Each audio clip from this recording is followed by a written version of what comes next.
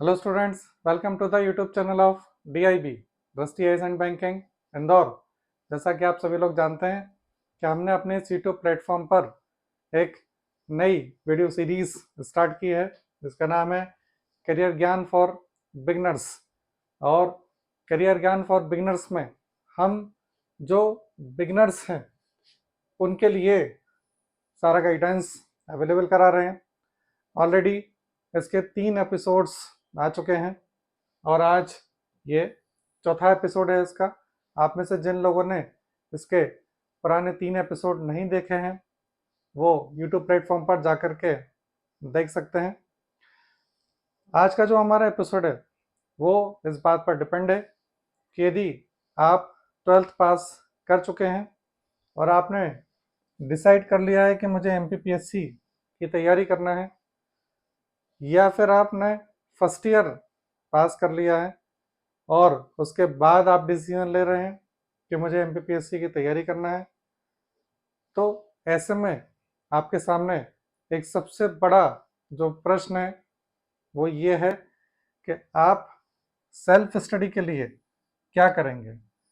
आप बुक्स पढ़ेंगे या आप नोट्स पढ़ेंगे, क्योंकि क्लास के साथ साथ जो बुक्स होती हैं या नोट्स होते हैं वो आपको एक बेहतर गाइडेंस अवेलेबल कराते हैं और आपका पूरा का पूरा चयन उन्हीं बुक्स और नोट्स पर ही डिपेंड होता है, क्योंकि आप उससे सेल्फ स्टडी करते हैं। और सेल्फ स्टडी बहुत इम्पॉर्टेंट होती है, MPPSC की तैयारी हो या UPSC की तैयारी हो या किसी भी एग्ज़ाम की तैयारी हो।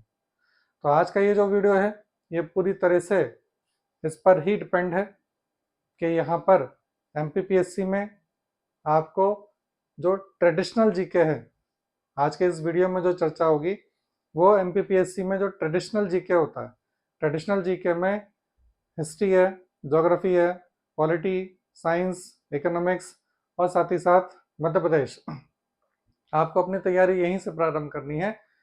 तो हम इस पर ही डिस्कस करेंगे और ये जो ट्रेडिशनल जीके है इसके बारे में आपको कौन कौन सी बुक्स पढ़ना है, क्या क्या पढ़ना है, ये इस पूरे वीडियो में मैं आपको डिटेल में समझाऊंगा। तो चलिए स्टार्ट करते हैं अपना वीडियो। सबसे पहले तो मैं आपको ये बता देता हूँ कि यदि आप 12th के बाद MPPSC की तैयारी 3 साल का प्लान बना करके कर रहे हैं तो आपको नोट्स से प्रारंभ नहीं करना है और आपको बुक्स ही पढ़ना है, क्योंकि आपके पास 3 वर्ष हैं और आप इन 3 वर्षों में जो तैयारी करेंगे वो प्री और मेंस दोनों की तैयारी करेंगे, साथ साथ तैयारी करेंगे। प्रीलिम्स में जो सोर्स हमारा होता है या प्रीलिम्स की जो हमारी तैयारी होती है वो फैक्ट बेस होती है, यानी आपको फैक्ट की इंफॉर्मेशन होना जरूरी होता है। कोई भी सब्जेक्ट हो उसमें फैक्चुअल नॉलेज की ज़रूरत पड़ेगी प्रीलिम्स के लिए। जबकि मेंस की यदि हम बात करें तो मेंस के लिए आपको जो नॉलेज की ज़रूरत पड़ती है वो एक डिस्क्रिप्टिव नॉलेज की ज़रूरत पड़ती है, एनालिसिस करने की आवश्यकता पड़ जाती है। तो दोनों को यदि मिला दिया जाए तो आपकी जो स्टडी है पूरे 3 साल की, उसमें आपको फैक्चुअल नॉलेज की भी ज़रूरत पड़ रही है और साथ ही साथ क्या है, आपको डिटेल स्टडी की भी आवश्यकता पड़ेगी, क्योंकि यदि आप मेंस के पुराने पेपर उठा करके देखेंगे तो वो जो पेपर हैं उसमें GS में जिस तरीके के प्रश्न आ रहे हैं वो ये एक संकेत है कि जब तक आप डिटेल स्टडी नहीं करेंगे तब तक आप मेंस क्वालिफाई नहीं कर पाएंगे। जो स्टूडेंट्स प्री निकाल लेते हैं और मेंस में डिस्क्वालीफाई हो जाते हैं उसके पीछे जो मैंने आज तक एक रीज़न देखा है वो यही है कि उनकी डिटेल स्टडी नहीं होती है। डिटेल स्टडी का एकमात्र माध्यम होता है और वो होता है बुक्स, क्योंकि बुक्स में सब कुछ दिया होता है। इसी बुक्स को सॉर्ट आउट करके नोट्स बना दिया जाता है। यदि आप डायरेक्ट नोट्स पढ़ने लगेंगे तो बहुत सारी इंपॉर्टेंट चीज़ें आपसे छूट जाएंगी, क्योंकि क्वेश्चन पेपर में GS में कुछ भी पूछा जा सकता है। तो चलिए आप ये बात मैं आपको क्लियर कर देता हूँ कि आप यदि 3 साल की तैयारी कर रहे हैं उसके लिए आपको बुक्स पढ़ लेना ज़रूरी है। जो लोग 1 साल की तैयारी कर रहे हैं वो नोट्स डायरेक्ट पढ़ सकते हैं, लेकिन यहाँ पर हम जो चर्चा कर रहे हैं वो चर्चा कर रहे हैं बिगनर्स को लेकर के, जिनके पास कम से कम 3 या 2 साल का समय। चलिए सबसे पहले हम सब्जेक्ट उठाते हैं हिस्ट्री। और हिस्ट्री में 3 पार्ट आते हैं, आपको पता ही है। प्राचीन भारत यानी एंशंट इंडिया, मध्यकालीन भारत यानी मिडाइवल, और आधुनिक भारत यानी कि मॉडर्न इंडिया। ये 3 मोटे मोटे पार्ट हैं। तीनों के लिए आपको अलग अलग बुक रेफर कर रहा हूं मैं यहाँ पर। प्राचीन भारत के लिए बुक आती है जिसके राइटर हैं एलपी शर्मा, ये राइटर्स के नाम है। या तो आप एलपी शर्मा की ले लीजिए या केसी श्रीवास्तव की ले लें, दो में से कोई भी एक बुक ले सकते हैं। केसी श्रीवास्तव की बुक यदि आप ले लेते हैं, ये बुक थोड़ा मोटी ज़्यादा है, लेकिन यदि आपने ये बुक ले ली तो इसमें आपका एंशंट इंडिया कंप्लीट हो जाएगा। साथ ही साथ उसमें जो सामाजिक व्यवस्था है, धर्म दर्शन सब कुछ, आश्रम व्यवस्था जो आपका एडिशनल दिया हुआ है वो सब इसमें कंप्लीट हो जाएगा। तो इन दोनों में से कोई एक बुक आप ले सकते हैं, लैंग्वेज सरल है दोनों की। ठीक, तो प्राचीन भारत के लिए एलपी शर्मा, केसी श्रीवास्तव। एलपी शर्मा की बुक इंग्लिश मीडियम में भी अवेलेबल है। मध्यकालीन भारत की बात करें तो जे.एल. मेहता रिकमेंडेड है, यानी कि आप यदि जे.एल. मेहता पढ़ते हैं ज़्यादा अच्छा है। इसके अलावा आप मध्यकालीन भारत में एलपी शर्मा भी ले सकते हैं, ये बुक भी अच्छी है। तो मिडाइवल के लिए जे.एल. मेहता, एलपी शर्मा में आप कुछ भी ले सकते हैं। थर्ड आता है मॉडर्न इंडिया, आधुनिक भारत, और इसमें आप स्पेक्ट्रम की बुक पढ़ सकते हैं। इसी के साथ साथ आधुनिक भारत के लिए एनसीईआरटी जो है, जिसको यूपीएससी के स्टूडेंट भी पढ़ते हैं, तो आप यहाँ पढ़ सकते हैं, आपका नॉलेज उससे बढ़ेगा। देखिए ये जो बुक्स हैं, ये बुक्स जब आप पढ़ेंगे तो आप उस समय सिलेबस को पॉइंट आउट करते हुए मत पढ़िए, आपको तो बस पूरा नॉलेज लेना है। देखिए आपका जो सिलेबस है वो, उसमें कुछ हिस्सा प्रीलिम्स में है और कुछ हिस्सा मेंस में है। ओवरऑल तो यदि हम सब जोड़ देंगे तो पूरा सब्जेक्ट तैयार होता है, और आपको वो थोरो ही पढ़ना पड़ जाएगा। वो भले चाहे आपके सब सिलेबस में आ रहा है या फिर उससे थोड़ा सा कट है, तो आप पूरी बुक पढ़िए। बुक पढ़ते समय उसे अंडरलाइन करते जाइए, जो इम्पोर्टेंट सेक्शन है। इम्पोर्टेंट सेक्शन क्या है क्या नहीं है, ये आप जब जो PYQs हैं, प्रीलिम्स और मेंस, जब आप बुक पढ़ेंगे तो PYQs, प्रीलिम्स और मेंस, उनके वहाँ साथ में आपको रखना जरूरी है, ताकि आप देखते जाएं कि क्या इम्पोर्टेंट है और कहाँ से प्रश्न आ रहा है। ठीक, तो ये हिस्ट्री में ये जो तीनों बुक्स हैं, इसको पढ़ने में आपको बहुत समय लग जाएगा। इसलिए मैं आपको सजेस्ट करूंगा कि आप 2-3 लोग बैठ करके आपस में पढ़ें, ताकि बोलते रहें और बोल बोल करके एक एक पढ़ते जाए और अंडरलाइन करते जाएं। ज्योग्राफी में आते हैं। ज्योग्राफी में एमपीपीएससी में भारत का भूगोल है। वर्ल्ड ज्योग्राफी, फिजिकल ज्योग्राफी हटा दिया गया है।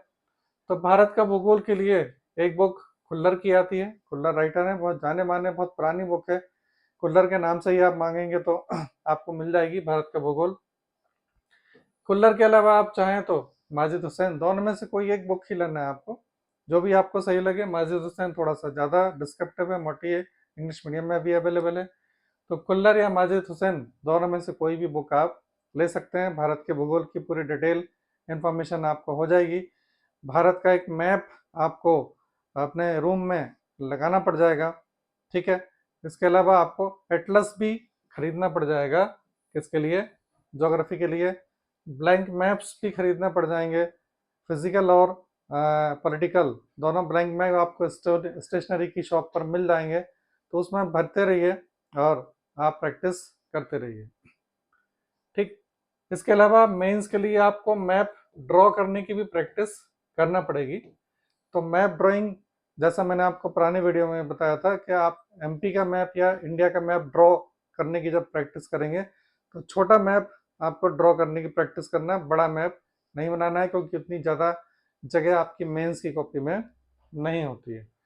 तो भारत का भूगोल आप यहाँ से पढ़ सकते हैं। चलिए पॉलिटी की बात करें। पॉलिटी में आपको ये नाम मालूम होगा, सुपरहिट किताब है एम लक्ष्मीकांत की। इसको एक बार आप पूरा थॉरो पढ़ लें, एक बार रिवीजन भी कर लें उसका। इसके अलावा आप चाहें तो जो प्रतियोगिता दर्पण मैगजीन आती है, उसका एक्स्ट्रा इशू आता है भारतीय संविधान एवं राज्य व्यवस्था के नाम से, वो आप ले सकते हैं, वो भी बहुत अच्छा है। आपको फैक्चुअल नॉलेज वहाँ से काफ़ी ज़्यादा मिल जाएगी, उसमें एमसीक्यूज भी दे रखें। ठीक, इसके अलावा समाचार पत्रों का अध्ययन आपको करना है, वो इसलिए करना है क्योंकि समाचार पत्रों में पॉलिटिकल न्यूज़ बहुत ज़्यादा आती है। कभी संसद से संबंधित न्यूज़ आ जाती है, कभी चुनाव से संबंधित न्यूज़, कभी निर्वाचन आयोग कुछ बोल रहा है, तो ये सारे न्यूज़ आपके काम के होते हैं। आप मेंस में इनका यूज़ आपको करना पड़ता है। तो पहले तो आप ये पढ़ लें, उसके बाद जब आप संविधान राज्य व्यवस्था को समझ जाएंगे, उसके बाद ही आप समाचार पत्र से उसे कोरिलेट कर सकते हैं। तो ये पॉलिटिक। इसके अलावा इकोनॉमिक्स, इकोनॉमिक्स में आपको एमपी के सिलेबस के पॉइंट ऑफ व्यू से कोई भी बुक नहीं मिलने वाली है। इकोनॉमिक्स बहुत अलग अलग जगह से हमेशा ही पढ़ना पड़ जाता है। तो इकोनॉमिक्स का कई सारा सिलेबस आप 11th और 12th की एनसीईआरटी यदि आप उठा के उसको पढ़ते हैं तो मेंस का कई सारा सिलेबस आपका कंप्लीट हो जाता है उसमें। इसके अलावा प्रत्युत्तर दर्पण का जो एक्स्ट्रा इशू है, एडिशनल इशू है, उसमें आपको इकोनॉमिक्स के कई सारी चीज़ों के बारे में जानकारी मिल जाती है। बेसिक कंसेप्ट इकोनॉमिक्स के कई सारे मिल जाते हैं। इकोनॉमिक्स सबसे ज़्यादा चेंज होने वाला विषय है इसलिए आपको जो समाचार पत्र हैं, समाचार पत्रों में जैसे रिजर्व बैंक के बारे में कई सारी चीज़ें आती रहती हैं, बैंकिंग सिस्टम के बारे में आती रहती हैं, बजट के बारे में बहुत कुछ बताते रहते हैं, शेयर मार्केट के बारे में बहुत कुछ बताते रहते हैं। जो हमारी विदेश नीति है, कहना चाहिए इंटरनेशनल फॉरेन ट्रेड पॉलिसी है, उसके बारे में बहुत सारी चीज़ें बताते रहते हैं। तो यहाँ आप समाचार पत्र देख लें। इसके अलावा आपको इकोनॉमिक सर्वे यानी कि आर्थिक सर्वेक्षण, भारत का आर्थिक सर्वेक्षण और भारत का बजट, ये जब भी आता है फरवरी मार्च में, तब आप उसे जरूर पढ़ लें, एक बार पूरा पढ़ लें, ये आपके बहुत काम का है। आप इसको पढ़ते जाइए। हो सकता है कि इस साल का बजट आपके काम का नहीं है, लेकिन आपको पढ़ने की आदत उसे लग जाएगी। जब आप ये मत सोचिए कि जब आप पेपर देंगे उस साल का हम पढ़ेंगे, तो आप एक बार में उसे नहीं पढ़ जाएंगे, नहीं पढ़ सकते हैं। आपको उसकी हैबिट बनानी पड़ेगी। तो हैबिट बनाने के लिए आप इकोनॉमिक सर्वे, बजट, ये हर साल का आप पढ़ते जाएं। तो ये इस तरीके से आप इकोनॉमिक्स की तैयारी कर सकते हैं। इकोनॉमिक्स के अलावा साइंस, साइंस का पार्ट एमपीपीएससी में पहले बहुत ज़्यादा था, लेकिन अब कम कर दिया है। आज के सिलेबस के पॉइंट ऑफ व्यू से देखेंगे तो साइंस सिंपल ही आता है। पहली बात तो लूसेंट में पढ़ सकते हैं। देखिए, लूसेंट तो आपको लेना ही है, लूसेंट तो आपको पूरी पढ़ना है, क्योंकि लूसेंट में फैक्चुअल नॉलेज है। आप उसे बार बार पढ़ें, याद करें, ठीक है, क्योंकि लूसेंट में वन लाइन फैक्ट, जो लूसेंट के पीछे वाले पार्ट में one line fact tabular format में दिए रहते हैं, वो एक बहुत अच्छी इंफॉर्मेशन रहती है। तो लूसेंट तो खैर आपको लेनी ही है। तो लूसेंट से साइंस आप पढ़ सकते हैं, जो आपके प्री के लिए बहुत काम में आ जाता है। इसके अलावा 9th और 10th की एमपी बोर्ड की जो बुक्स आती हैं, साइंस की काफ़ी अच्छी बुक्स आती हैं, यहाँ पर भी आपको काफ़ी डिटेल नॉलेज मिल जाती है। तो ये जो बुक्स हैं, ये बुक्स भी आप ले सकते हैं। किसकी? 9th और 10th की एमपी बोर्ड की बुक्स की बात कर रहा हूँ मैं, ये मैं आपको एनसीईआरटी की बात नहीं कर रहा हूँ। तो यहाँ ये लेकर के आप साइंस की डिटेल यहाँ से ले सकते हैं, साइंस की तैयारी आप यहाँ से कर सकते हैं। जो स्टूडेंट आर्ट्स स्ट्रीम के हैं या कॉमर्स स्ट्रीम के हैं, उनको साइंस पढ़ने में समस्या आती है, इसलिए वो 9th और 10th से स्टार्ट कर सकते हैं, और चाहें तो आप थोड़ा सा पीछे भी जा सकते हैं, 6-7 से भी चालू कर सकते हैं, जो स्टूडेंट नॉन साइंस बैकग्राउंड के हैं वो। चलिए, साइंस के बाद अब सबसे इम्पोर्टेंट जो सब्जेक्ट आता है आपके जीएस में, वो क्या है? मध्य प्रदेश। और मध्य प्रदेश की तैयारी आपको रेगुलर करनी है, क्योंकि यहाँ पर अपडेशन बहुत होता है। अब देखिए, मध्य प्रदेश में आपको बहुत सारी चीज़ें पूछते हैं। मध्य प्रदेश का इतिहास पूछने में आता है, ठीक, मध्य प्रदेश की अर्थव्यवस्था पूछने में आती है, मध्य प्रदेश की राजनीतिक व्यवस्था पूछने में आती है, मध्य प्रदेश की जो जनजातियां हैं वो पूछने में आती हैं, मध्य प्रदेश का कल्चर आता है, ठीक है ना, मेले आ जाते हैं, उत्सव आ जाते हैं, स्पोर्ट्स आ जाता है, इसके अलावा मध्य प्रदेश का जो करंट अफेयर है, ये सिनेरियो पूछने में आता है। तो सबसे ज़्यादा फ्रिक्वेंटली अपडेट होने वाला जो विषय है आपका, वो क्या है? वो एमपी। इसलिए एमपी की कोई भी बुक 1 साल बाद पुरानी हो जाती है। अब यहाँ पर एमपी की आपको बहुत डिटेल कहना चाहिए तैयारी करने की आवश्यकता पड़ेगी। तो एमपी में जो एक ट्रेडिशनल जानकारी है, जैसे मध्य प्रदेश का इतिहास, मध्य प्रदेश का भूगोल, या मध्य प्रदेश की संवैधानिक व्यवस्था, मध्य प्रदेश की जनजातियां, इनको लेकर के हिंदी गणित अकादमी की बहुत अच्छी अच्छी किताबें हैं जो अलग अलग विषय पर आपको मिल जाएंगे। आपके पास चूंकि समय है, तो मैं आपको सजेस्ट करूंगा कि आप हिंदी गणित अकादमी से ही प्रारंभ करिए। जो लोग 1 साल की तैयारी कर रहे हैं उनके लिए नहीं आई है, लेकिन चूंकि आप 3 साल की तैयारी कर रहे हैं, तो मध्य प्रदेश का इतिहास में अलग अलग दिया गया है, प्राचीन का अलग दिया है, आधुनिक का अलग दिया है, मध्यकाल का अलग दिया है। आप अलग अलग पढ़िए। मध्य प्रदेश के भूगोल की एक अलग से किताब आती है, उसे आप डिटेल में पढ़ लें, उसका अपडेशन जरूर देख लें, क्योंकि हिंदी गणित अकादमी थोड़ी पुरानी पुस्तकें हैं, लेकिन उसमें डिटेल इन्फॉर्मेशन दी गई है। तो भूगोल में जैसे कि सपोज कोई नया जिला बन गया, नई तहसील बन गई, अब आप उसमें देखेंगे तो उसमें थोड़ा ओल्ड दिया होगा, तो उसे आप अपडेट कर लीजिए। या मध्य प्रदेश की राज व्यवस्था है, तो राज व्यवस्था में यदि कुछ नई चीज आ गई है तो उसको अपडेट कर लें आप, बाकी राज व्यवस्था उसमें से पूरी आप पढ़ सकते हैं। ये जनजातियां जनजातियां तो वही हैं, मध्य प्रदेश की जनजातियां आप उसमें से पढ़ लीजिए। और हिंदी ग्रंथ अकादमी की पुस्तकों से क्वेश्चंस भी पूछने में आते हैं आपके प्री और मेंस में, तो ये पढ़ सकते हैं। इसके अलावा टाटा मैक्रो हिल पब्लिकेशन की बुक है, ये आप ले सकते हैं। इसके अलावा मस्ट है आपके लिए कि आप रोजगार निर्माण समाचार पत्र पढ़ें। ये बहुत महत्वपूर्ण समाचार पत्र है, हर हफ्ते आता है, ठीक है। तो ये आपको सजेस्ट कर रहा हूं मैं, ये पढ़िए आप। इसके अलावा मध्य प्रदेश संदेश एक मैगजीन आती है, आजकल ई मैगजीन के रूप में आती है, ठीक है, ई मैगजीन है। और मध्य प्रदेश संदेश आप जाकर के गूगल पर टाइप कर देंगे और ये मैगजीन आपके सामने आ जाएगी, आप इसे डाउनलोड कर सकते हैं और उसको पढ़िए, इसमें बहुत डिटेल में दिया रहता है। ये आपके अपडेशन के लिए जरूरी है, रोजगार निर्माण से भी आपका मध्य प्रदेश का अपडेशन होगा। इसके अलावा मध्य प्रदेश जनसंपर्क विभाग की वेबसाइट है, ये जनसंपर्क विभाग बहुत कुछ अपडेट करता है, इसको आप यूं ही देखते रहिए, पढ़ते रहिए उसको। इसके अलावा अलग अलग डिपार्टमेंट है मध्य प्रदेश के, जैसे जनजाति विभाग है, पंचायत एवं ग्रामीण विकास विभाग है, ऊर्जा विभाग है, ठीक है ना, महिला बाल विकास विभाग है। सबके एक्स हैंडल्स बने हुए हैं, यानी ट्विटर पर अकाउंट बने हुए हैं। ट्विटर पुराना नाम है, नया नाम एक्स है, तो एक्स हैंडल्स पे अकाउंट बने हुए हैं। अपना एक्स पर अकाउंट बना लीजिए आप और इन सबको फॉलो कर लीजिए, तो वहां से आपको अपडेटेड इन्फॉर्मेशन मिलती रहेगी। इसके अलावा मध्य प्रदेश का इकोनॉमिक सर्वे यानी आर्थिक सर्वेक्षण आता है हर वर्ष, और बजट भी आता है, ये भी आपको पढ़ना। तो मध्य प्रदेश के बारे में आपको अच्छी खासी जानकारी रखना है, क्योंकि सबसे ज़्यादा जो प्रश्न आपसे प्रीलिम्स हो चाहे मेंस हो, खास तौर से प्रीलिम्स, यहाँ सबसे ज़्यादा प्रश्न कहाँ से पूछने में आते हैं? एमपी से। तो ये इतना ट्रेडिशनल जो मैंने आपको बताया। अब देखिए, यहाँ पर मैंने आपको बताया था कि जो फैक्चुअल इन्फॉर्मेशन है, तो उसके लिए आप नोट्स बनाते जाइए, जो फैक्ट है नोट्स लिखते जाइए, आप खुद के नोट्स बनाइए, ठीक है। खुद के नोट्स हमेशा ही ज़्यादा अच्छे होते हैं, और उसको अपडेट भी करते रहिए आप। तो प्री की जो इन्फॉर्मेशन है, वन लाइन फैक्ट आप सब कुछ लिख लें, हिस्ट्री में जो भी है, ज्योग्राफी में जो है, आप जब खुद लिखेंगे तो वो आपको वैसे ही याद हो जाएगा। आप किसी और नोट से पढ़ेंगे तो आपको याद करने में ज़्यादा समय लगेगा, लेकिन यहाँ नोट्स बनाने में थोड़ा समय लगता है, वो बनाते बनाते आपको 60% नोट्स तो यूं ही याद हो जाता है।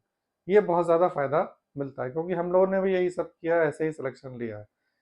तो वही आपको मैं सजेस्ट करूंगा, क्योंकि एमपीपीएससी का जो सिलेबस है, खास तौर से मेंस का जो सिलेबस है, वो बहुत ज़्यादा बड़ा सिलेबस हो चुका है, बहुत थ्योरेटिकल हो चुका है, और इसी लोगों का मेंस निकलने में समस्या आने लगी है, ठीक है। तो इसी के साथ साथ आपको एक काम और करना है कि आपको एमसीक्यू सॉल्व करने के लिए भी कोई ना कोई बुक लेनी है, ठीक है।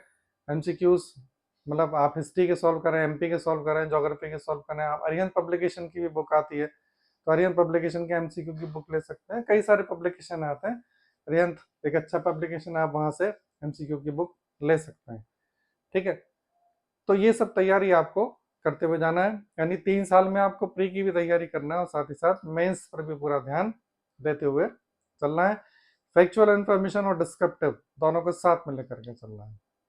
ठीक, तो ये तैयारी आप यहाँ से प्रारंभ कर दें। इसके अलावा बाकी के जो विषय हैं उन पर हम नेक्स्ट वीडियोस में चर्चा करेंगे, जैसे समाजशास्त्र कैसे पढ़ना है, एथिक्स कैसे पढ़ना है, ये हम बाद के वीडियोस में चर्चा करेंगे। तो जल्दी ही मिलेंगे नेक्स्ट वीडियो में। कुछ आपको और जानकारी चाहिए तो आप इस नंबर पर मैसेज करके पूछ सकते हैं। तो जल्दी से जल्दी आप अपनी तैयारी प्रारंभ करें, बुक्स खरीदें मार्केट में और अपनी तैयारी स्टार्ट कर दें। All the best.